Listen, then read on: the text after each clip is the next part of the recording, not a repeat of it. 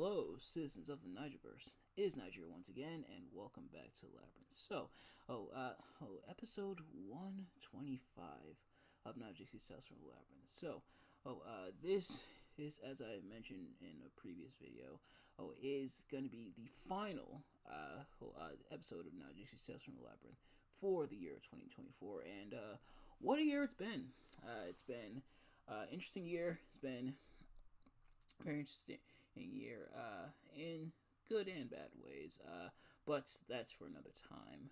But as for here, it's time to finish off the year and finish off Tales of Labyrinth for the year by finishing off our reading of Julius Caesar.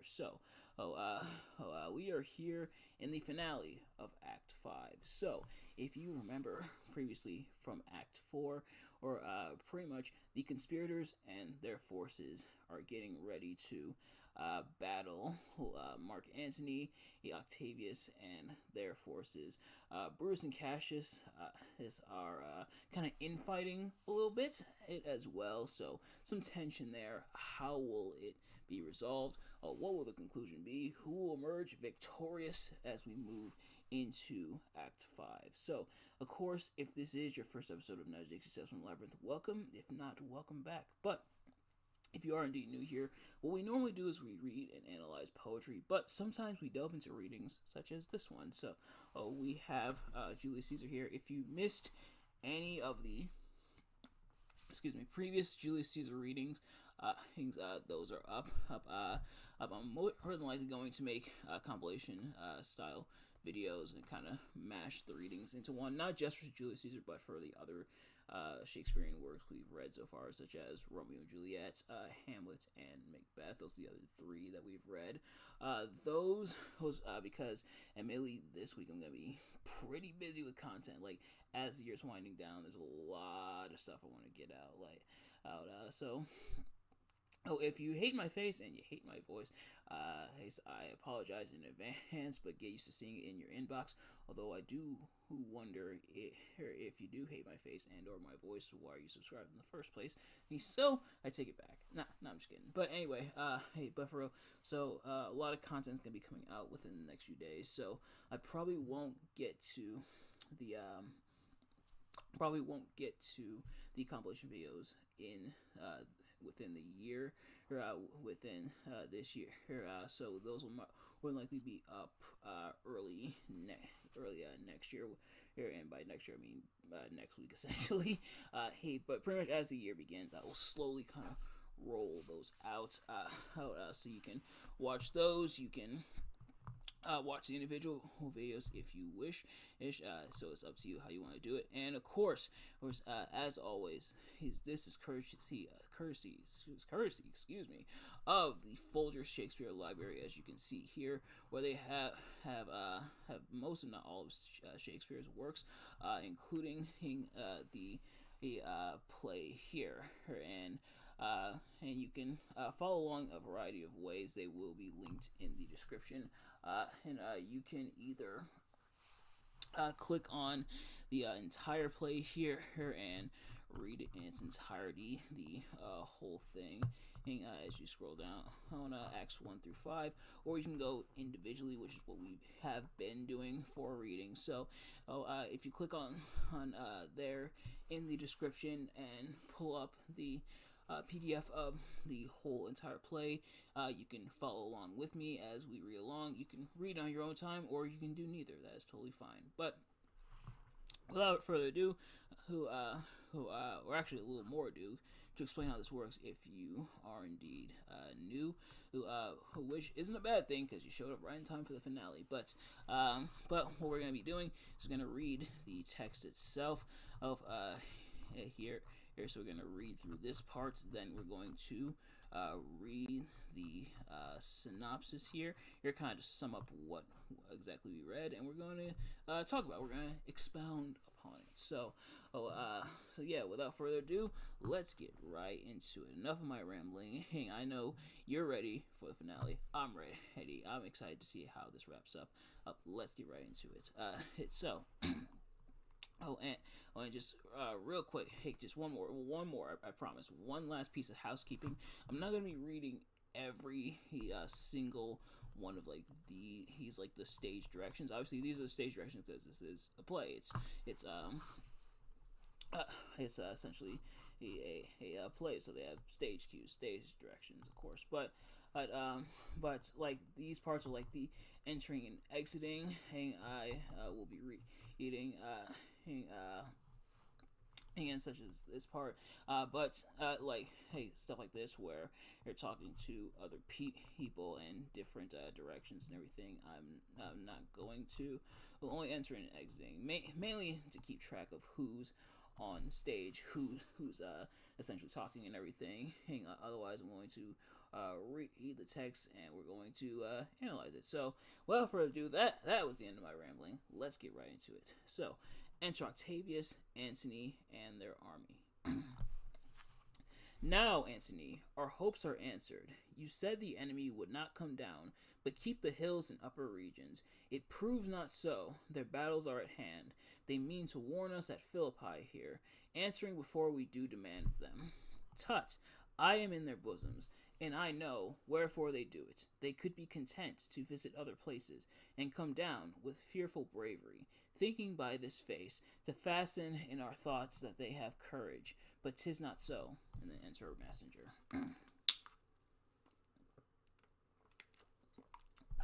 Prepare you, generals.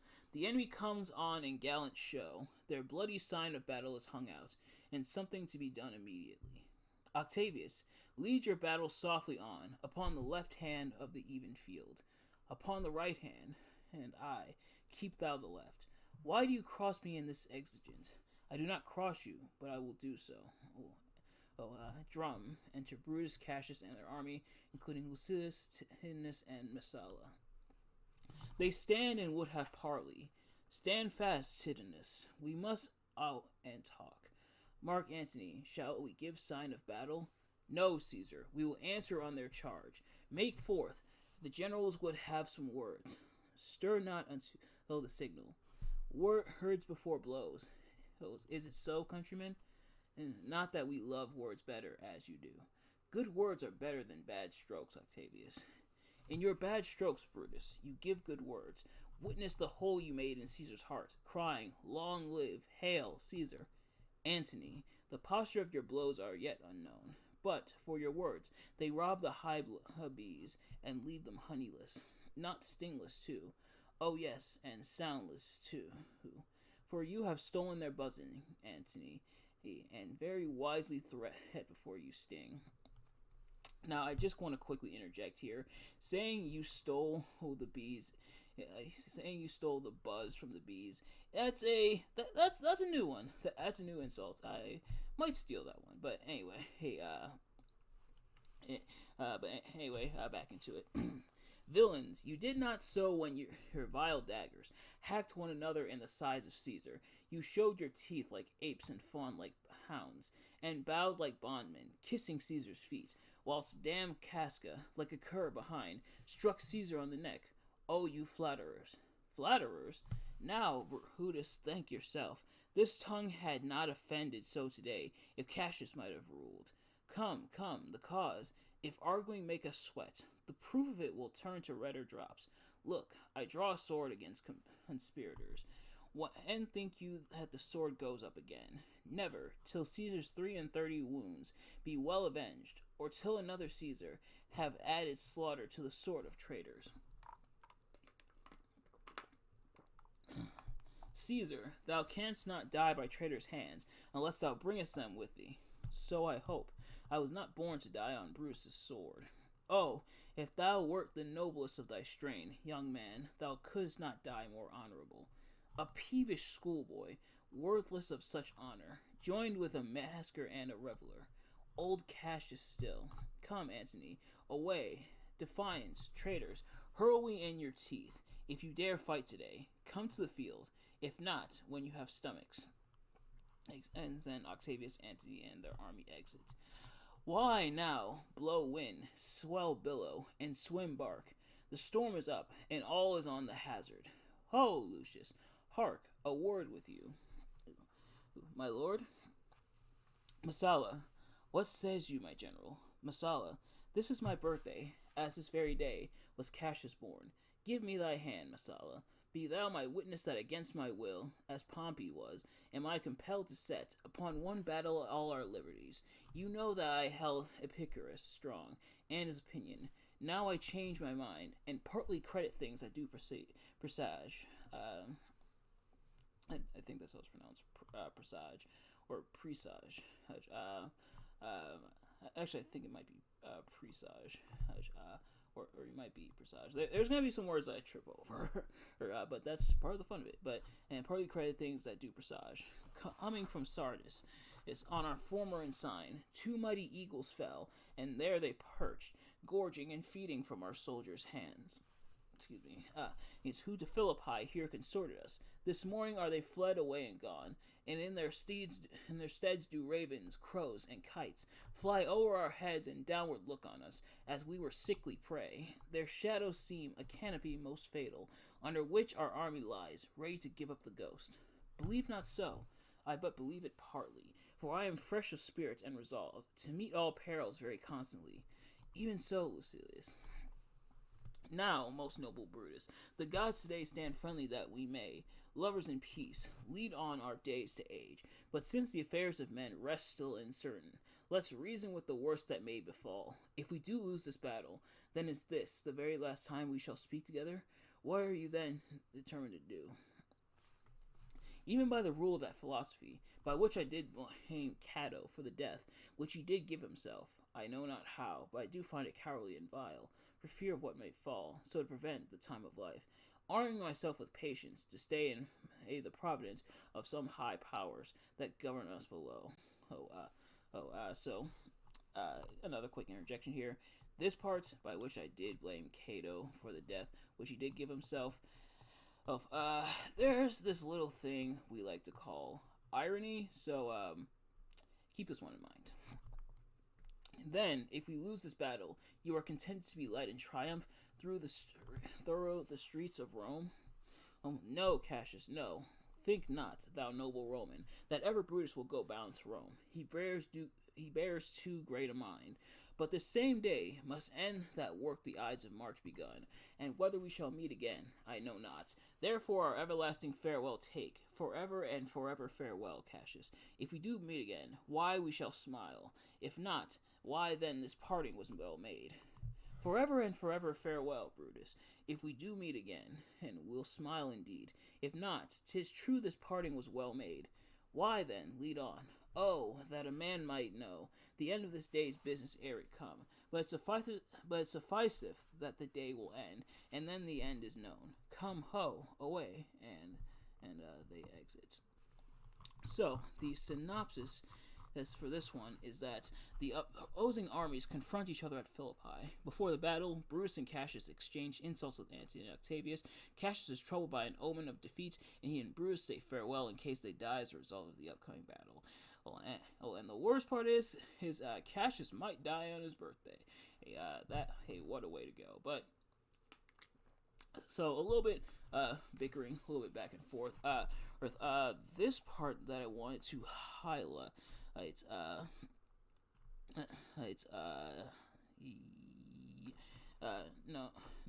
little bit further down. Here we go. So, Hatteras, now Brutus, think yourself, this tongue had not had offended so today, if Cassius might have ruled. So, Cassius saying, no, this would have happened, and, Antony wanting to sway the people. Well, it's not word for word what he's saying, but saying, none of this would have happened if I was in charge and I was allowed to rule. So, even more of kind of the infighting of, between Cassius and Brutus. That's something that I'm noticing is coming up quite a bit here as we move into the later acts and scenes, that is, after Caesar's death, after the conspirators, including Cassius and Brutus, kill Caesar, but now we see some infighting between Cassius and Brutus. It kind of pointing the finger a little bit at each other, kind of like this distrust,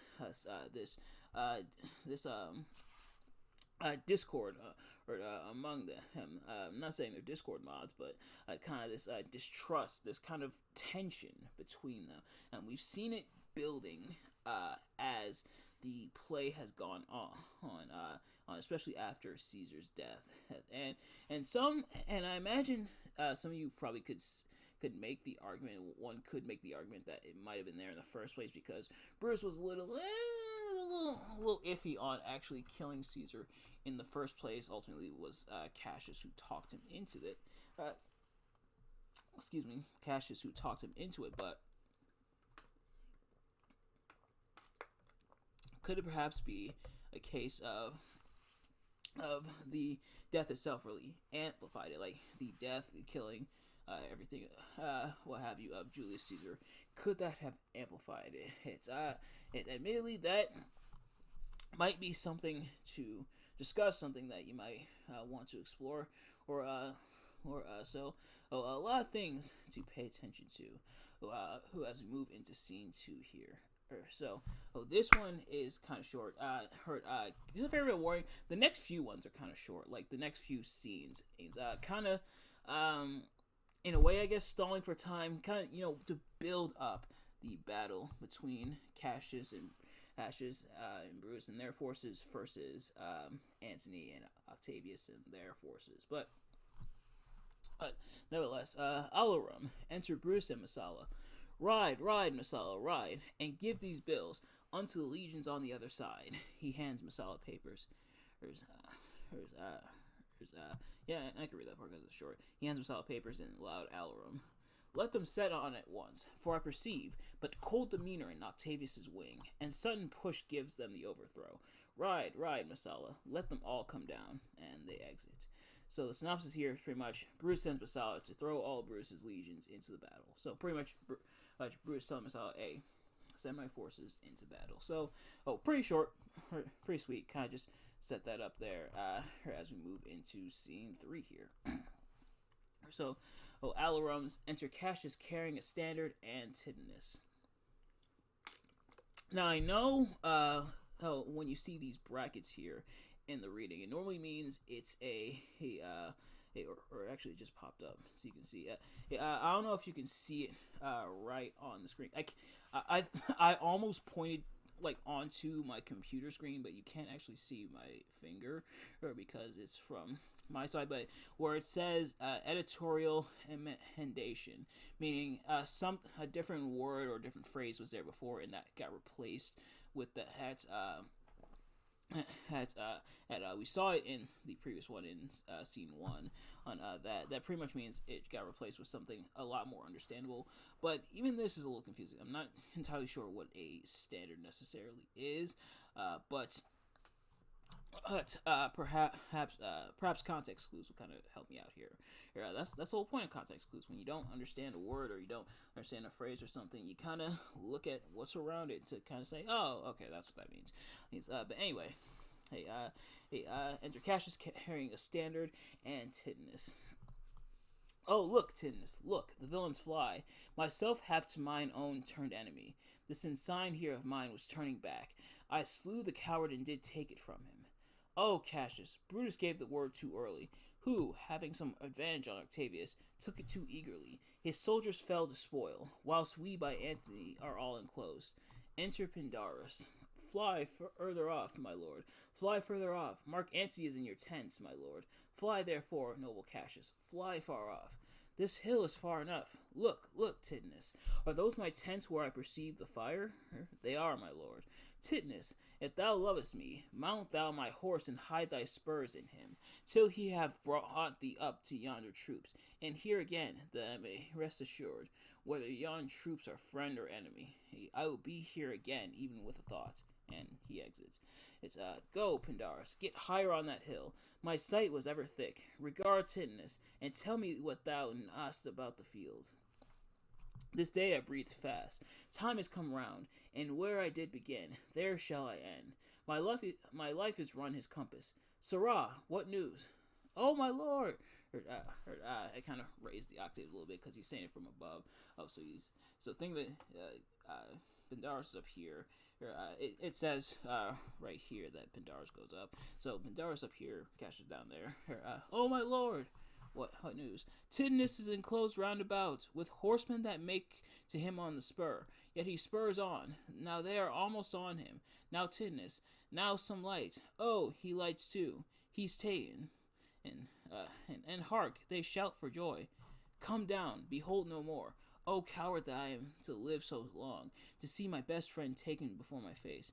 And come hither, sirrah, in Parthia, in in Parthia did I take thee prisoner. Man, I think that was pronounced. In Parthia did I take thee prisoner, and then I swore thee, the saving of thy life, that whatsoever I did bid thee do, thou shouldest attempt it. Come now, keep thine oath. Now be a freeman. And with this good sword that ran through Caesar's bowels, searched his bosom. Stand not to answer. Here, take thou the hilts, and when my face is covered, as 'tis now, guide thou the sword. Caesar, thou. So Pindarus stabs him. And Caesar, thou art revenge, even with the sword that killed thee. And he dies. So I am free, yet would not so have been. Erst I have done my will. O Cassius, far from this country Pindarus shall run, when never Roman shall take note of him. And he exits. And enter Tithonus and Messala. It is but change, Tithonus, for Octavius is overthrown by noble Brutus's power, as Cassius's legions are by Antony. These tidings will well comfort Cassius. Where did you leave him? All disconsolate, with Pindarus his bondman on this hill. Is not that he that lies upon the ground?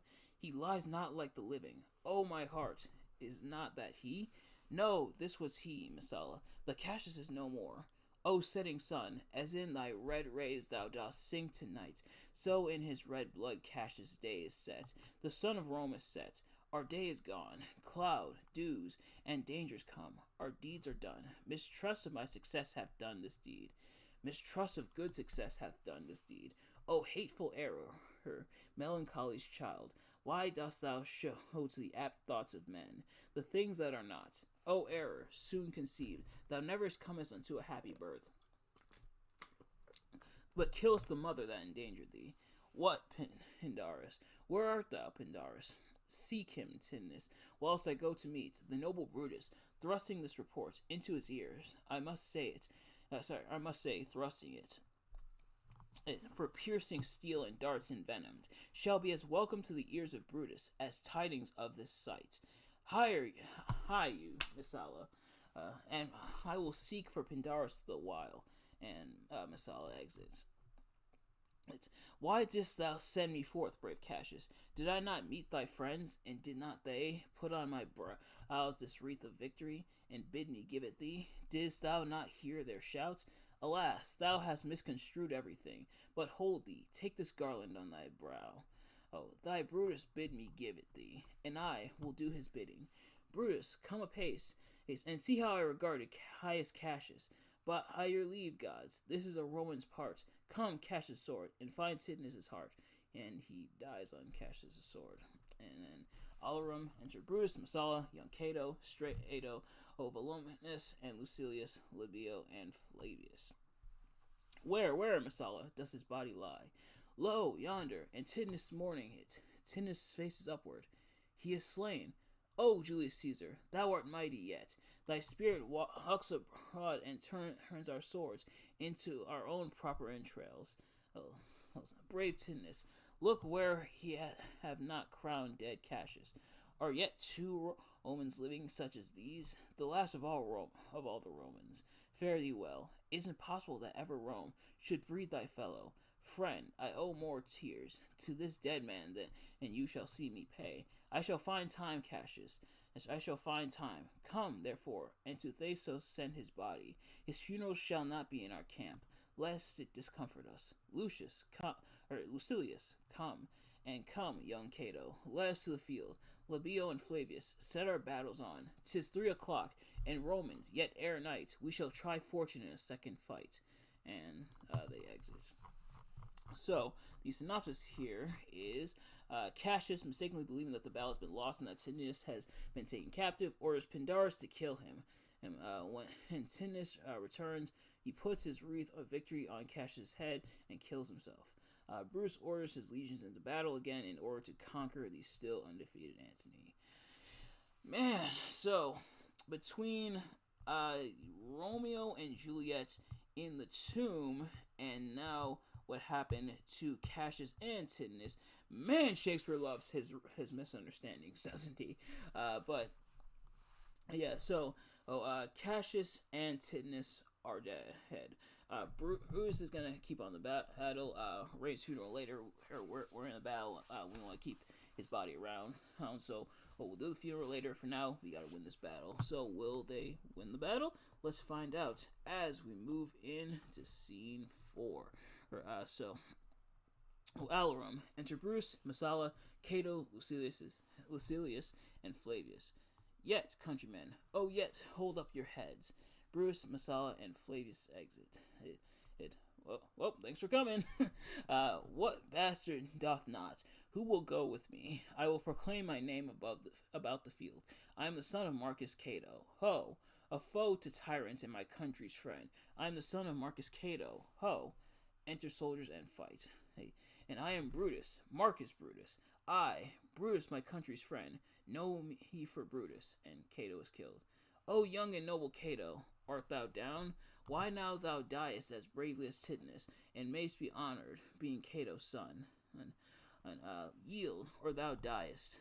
Only I yield to die. There is so much that thou wilt kill me straight. Kill Brutus and be honored in his death. We must not. A noble prisoner. Enter Antony. Room, ho! Tell Antony Bruce is taken. I'll tell the news. Here comes the general. Bruce is taken. Bruce is taken, my lord. Where is he? Safe, Antony. Bruce is safe enough. Have also. I do pronounce the K. It's supposed to be similar to taken. It just has the apostrophe, so that's why I say it like that instead of how it's supposed to be said there. Just to make it easier. But anyway, where is he? Safe, Antony. Bruce is safe enough. I dare assure thee that no enemy shall ever take alive the noble Brutus. The gods defend him from so great a shame. When you do find him, or alive or dead, he will be found like Brutus, like himself. This is not Brutus, friend, but I assure you, a prize no less in worth. Keep this man safe. Give him all kindness. I had rather have such men my friends than enemies. Go on and see where Brutus be alive, and see whether Brutus be alive or dead. Kind of same deal with this one. But anyway, see whether Brutus be alive or dead, and bring us word unto Octavius's tent. How everything is chance. And they exit in different directions. So the synopsis here is that Brutus's forces are defeated in the second battle. Lucilius calls attention to himself and away from Brutus by announcing himself to be Brutus. Lucilius is captured, but Antony spares him.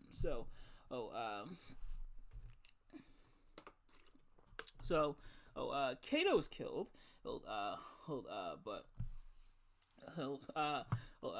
Also, this part just made me laugh. Have just said, "Yet, countrymen, oh yet, hold up your heads," and then they just leave. Like, yep, thanks for coming. And I get it. It's a battle. Come in real quick and swoop out. But it's hey, come in, one line. All right, bye. Nevertheless, as Lucilius is also captured, he tries to throw them off by saying, "Hey, I'm actually Brutus." But considering it's Antony's forces, and considering Antony he has interacted obviously extensively with Brutus and knows what he looks like, and probably conveyed that information to his forces. Brutus gave a public speech and was close to Caesar, one of the people that killed him. Shouldn't they probably know what Bruce looks like? But nevertheless, Lucilius tries to throw him off. Antony says, "Yeah, that's actually not him."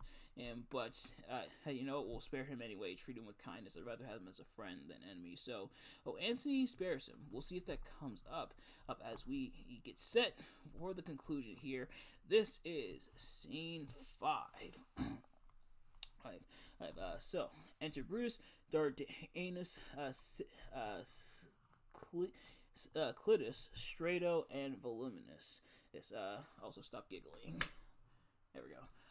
Come, poor remains of friends, rest on this rock. Attilius showed the torchlight, but, my lord, he came not back. He is or taken or slain. Sit thee down, Clitus. Slaying is the word, is a deed in fashion. Hark thee, Clitus. Is what? I, my lord. No, not for all the world. He whispers something to him, straight up Rhea Ripley style, to Dom. But what? I, my lord? No, not for all the world. Peace then, no words.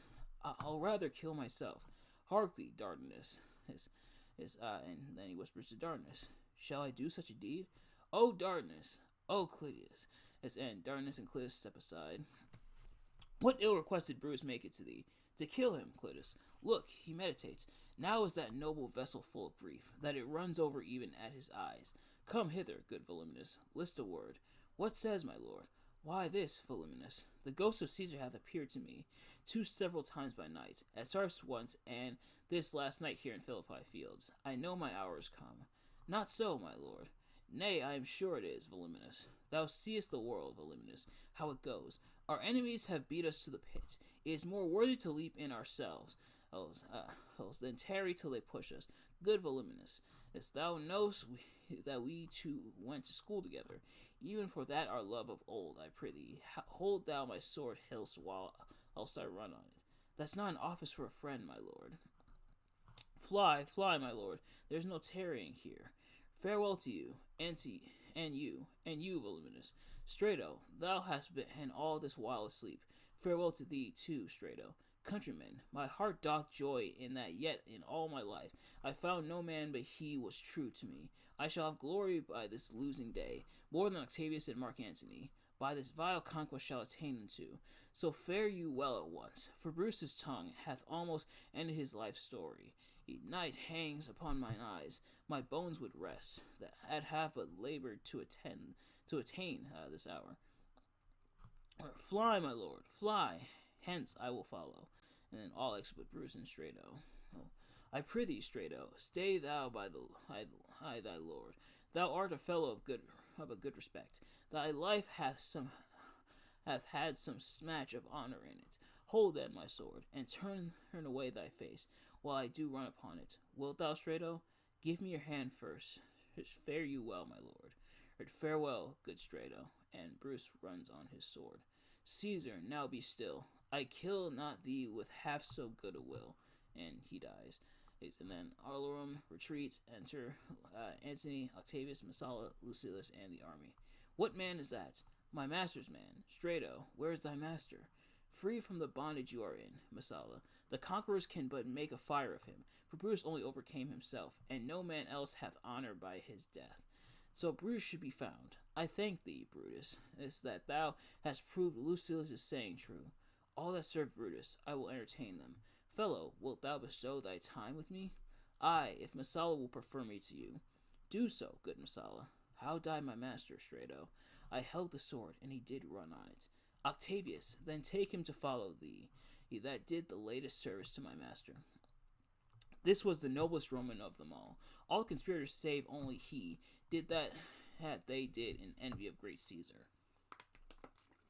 He only in a general honest thought and common good to all made one of them. His life was gentle and the elements, so mixed in him that nature might stand up and say to all the world, this was a man. According to his virtue, let us use him, with all respect and rites of burial. Within my tent his bones tonight shall lie, most like a soldier, ordered honorably. So call the field to rest, and let's away, depart the glories of this happy day. And they all exit. So, the synopsis here is that Bruce begs 4 of his followers to assist him in his suicide. All but the 4th decline. Bruce kills himself. Antony praises Bruce as the only honorable conspirator, and Octavius orders Bruce's funeral rites. So, that is the story. That is Act 5. That is Julius Caesar, and that is it for this reading. So, in terms of the ending, Bruce kind of giving himself to death, kind of depriving Antony, Octavius, their forces of the honor of him being killed by them, and essentially killing himself. But Antony giving him his flowers in the end, and Antony and Octavius, but especially Antony, saying he was the noblest of the Romans, which was the theme here, and you can see here Brutus doing it for what he thought was the good of Rome, and Antony recognizes that so gives him the proper respect, saying, hey, all the other conspirators did it out of spite, everything for Caesar, or but Brutus genuinely did it for what he believed to be good intentions, and so he was the most honorable of the Romans. So, excuse me. So, interesting way how that's painted about here by Antony. So they give him his burial, his funeral rites, but yeah, the battle is over. The conspirators have lost. Antony and his forces have won in a way. They didn't like. The thing is, Cassius and Bruce, essentially having two very similar deaths, having like assisted suicide and everything, but also pretty much not giving Antony or Octavius or their forces the satisfaction of killing them. They did it to themselves, kind of to deprive them of that satisfaction, of that accolade that they were the ones to take them down. They took themselves down essentially. But you could argue that it was spite, it was guilt, it was wanting to go out on their own terms. However you argue it, I think it's a little bit of all of those. But interesting how it's portrayed. That's how they went out. Now, of course, I had mentioned this a while ago back when we talked about Caesar's death back in Act 3, that a lot of this is dramatized. Obviously, it's dramatized for the sake of the play, and the story. That's kind of the nature of it. Like, when you have stories that are made, whether it be plays, movies, stuff like that, for the sake of entertainment in a way.